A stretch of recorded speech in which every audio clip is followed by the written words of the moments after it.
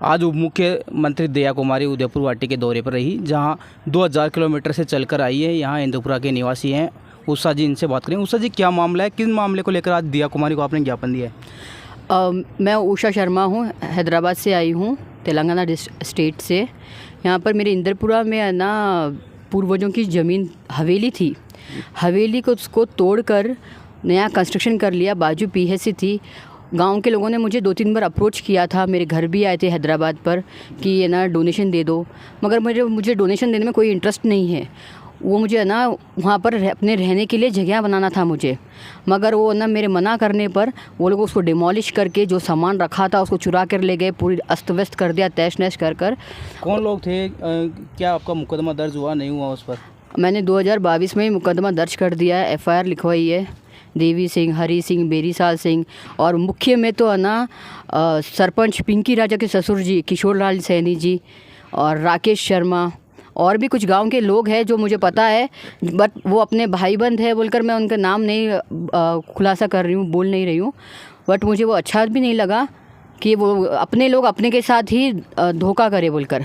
वो क्या समझे हैदराबाद से कोई यहाँ आएगा नहीं, कोई देखेगा नहीं, हम जो चाहे वो कर ले। बट जब अपनी पूर्वजों की ज़मीन के ऊपर मैं क्यों किसी को अलाउ करूँगी कि ना कुछ भी करने दे। आपकी बिना सहमति के उसको ध्वस्त कर दिया गया, तोड़ दिया क्या? वो बिल्कुल बात ही नहीं बोले, वो मालूम भी नहीं, हमें को पता भी नहीं चला। वो बोल रहे कि हमारे कोई ना रिलेटिव ने ना डोनेशन दे दिए, तो भाई वो अपना हिस्सा डोनेट करे होंगे। भिखराज जी मिश्र के परिवार से शंकरलाल जी को मिला था वो, और शंकरलाल जी की बेटी और बेटा जो मैं उषा और ये राजेश शर्मा, हम लोग उसके वारिस है।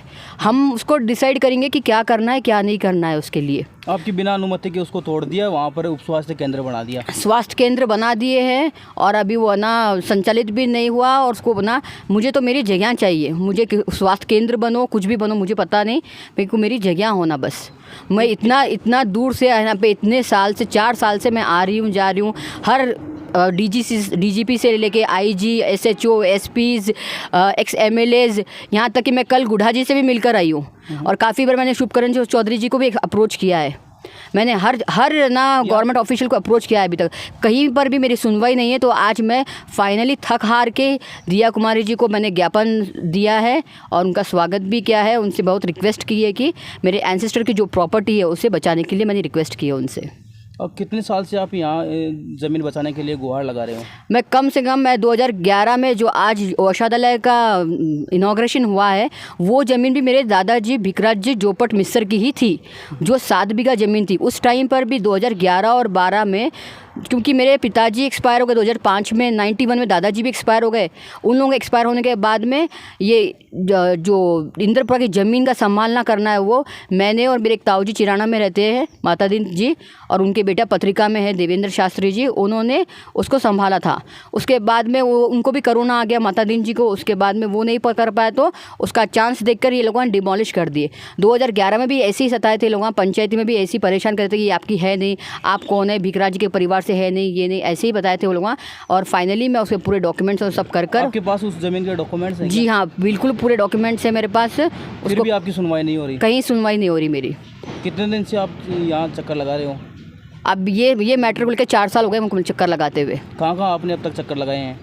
SP office, DGP office, DG office, Lather साहब से मिली मैं, हर गवर्नमेंट ऑफिशियल से मिली, झुंझुनू कितनी बार गई, नीम का थाना गई, ASP साहब गिरधारी लाल शर्मा, कई लोगों से मिली हूँ मैं, बहुत सारे गवर्नमेंट ऑफिशियल से मिली हूँ अभी तक। जो अधिकारी हैं, जांच अधिकारी कर रहे हैं, मामला दर्ज होने के बाद वो जो आरोपी पक्ष के खिलाफ जांच कर रहे हैं, वो अधिकारी क्या बोल रहे हैं अभी? अधिकारी क्या बोलेंगे? हर 6 महीने में अधिकारी चेंज हो जाता है। हर आदमी को नई कहानी सुनानी पड़ती है, हर आदमी को सुनानी पड़ती है नई कहानी। हर 6 महीने में आऊँ मैं एक कहानी सुनाऊँ, हर 6 महीने में ऑफिशियल चेंज होता है। SHO की तो कितनी बार चेंज हो गया है, कितनी बार कितने लोगों से मिलकर गई हूँ मैं SHO से अलग अलग से।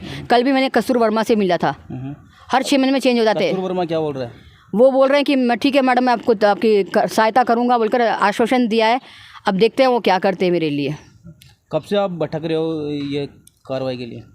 4 साल हो गए मैं भटकते हुए ये कार्रवाई के लिए। अभी तक आपको न्याय नहीं मिला? अभी तक न्याय नहीं मिला। आपने फिर दया कुमारी से आपने मुलाकात की है? जी। हर इतनी बार, कितना 2000 किलोमीटर से अगर आप 2 वक्त आएंगे तो आपको मालूम हो जाएगा, या एक बार आए तो आपको मालूम पड़ जाएगा। मैं इतनी बार आके चप्पल घस रही हूँ, या सबको बोल रही हूँ, एक ही बात सबको सुना रही हूँ मैं बैठकर। जी। ये थी हमारे साथ उषा शर्मा जी, जो लगातार पिछले 4 साल से लगातार अपनी ज़मीन बचाने के लिए 2000 किलोमीटर से चलकर यहाँ प्रशासनिक अधिकारियों को न्याय की गुहार लगा रही है और अपनी पूर्वजों की ज़मीन है वो बचाने के लिए लगातार प्रशासन से गुहार लगा रही है। आज उप मुख्यमंत्री दिया कुमारी से मिलकर इन्होंने अपनी पूर्वजों की ज़मीन को बचाने की मांग है वो की है, ज्ञापन दिया है। जी।